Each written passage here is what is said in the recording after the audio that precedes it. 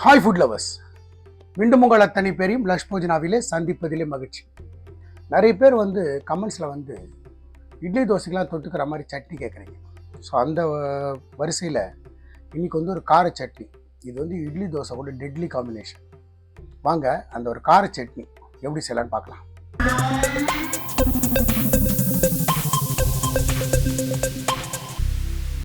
நான் ஒரு 4 பல்லு பூண்டு வச்சுருக்கேன், மலை பூண்டு பெருசு.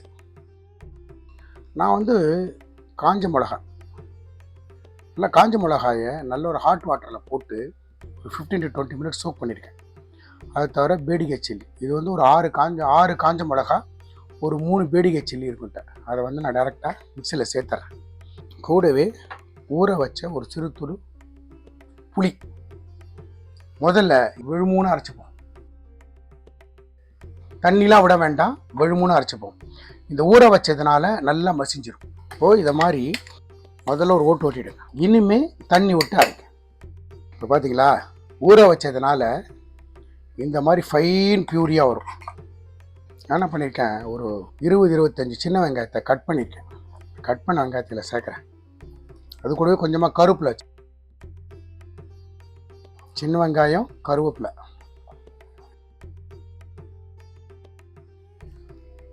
இந்த டிஷ்ஷுக்கு தேவையான சால்ட்டு,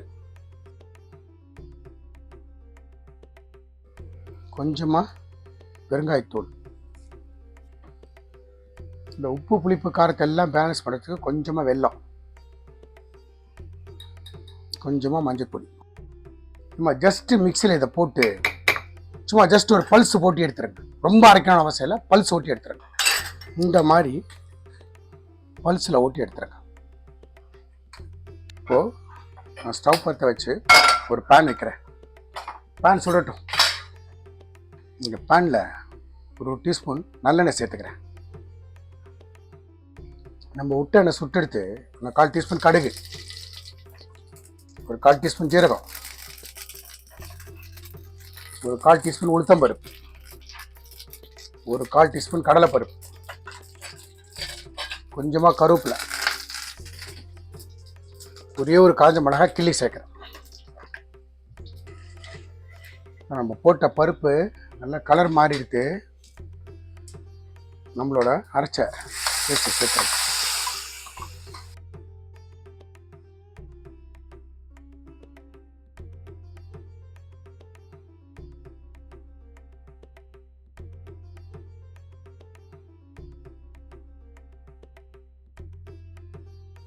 நான் மிக்ஸி அலம்பி ஒரு 1/4 டம்ளர் தண்ணி சேர்க்குறேன்.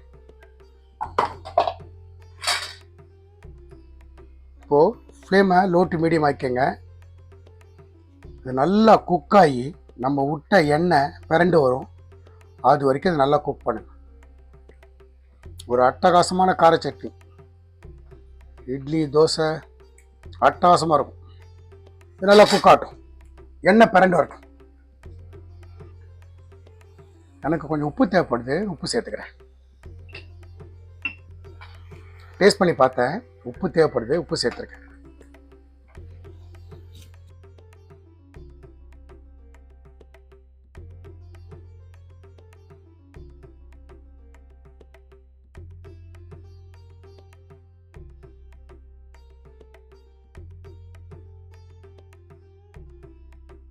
எல்லாம் பச்சையாக போட்டு அரைச்சிருக்கோம், அதனால் நல்லா பச்சை வாசனை போக எண்ணெய் பரண்டு வர வரைக்கும் குக் பண்ணுங்க, அவசரப்படாது.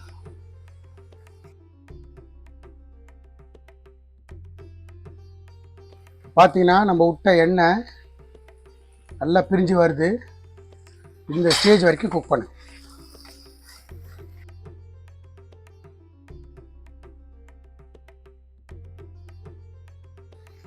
எண்ணெய் நல்லா பிரிஞ்சு வர ஆரம்பிச்சிடுது.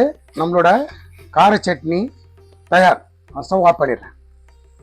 எப்படி பார்த்தீங்களா, இட்லி தோசை கூட டெட்லி காம்பினேஷன். நம்ம இட்லி தோசைக்கு நிறைய பேர் கேட்டதுனால ஒரு கார சட்னி, ஒரு ஃபென்டாஸ்டிக் ரெசிபி. இட்லி தோசை கூட டெட்லி காம்பினேஷன். 4 சாப்பிட்ற இடத்துல 6 தோசை சாப்பிடுவீங்க, 6 இட்லி சாப்பிடுவீங்க. ஸோ எந்த மாதிரி இன்க்ரீடியன்ஸ் போட்டு செஞ்சனோ அதே மாதிரி செய்யுங்க. எனக்கு கிடைச்சது எக்ஸ்ட்ரா ரிசல்ட் உங்களுக்கும் கிடைக்கும். இந்த வீடியோ பிடிச்சிருந்தால் லைக் அண்ட் ஷேர் பண்ணுங்கள். உங்கள் ஃபேமிலி அண்ட் ஃப்ரெண்ட்ஸ்க்கு ரெக்கமெண்ட் பண்ணுங்கள். மறக்காமல் நம்ம சேனல் சப்ஸ்கிரைப் பண்ணுங்கள். அப்படி சப்ஸ்கிரைப் பண்ணும்போது பெல் ஐக்கானை கிளிக் பண்ண மறந்துடாது. தேங்க்ஸ் ஃபார் வாட்சிங் my all videos. Lakshman signing off from Laksh போஜனம்.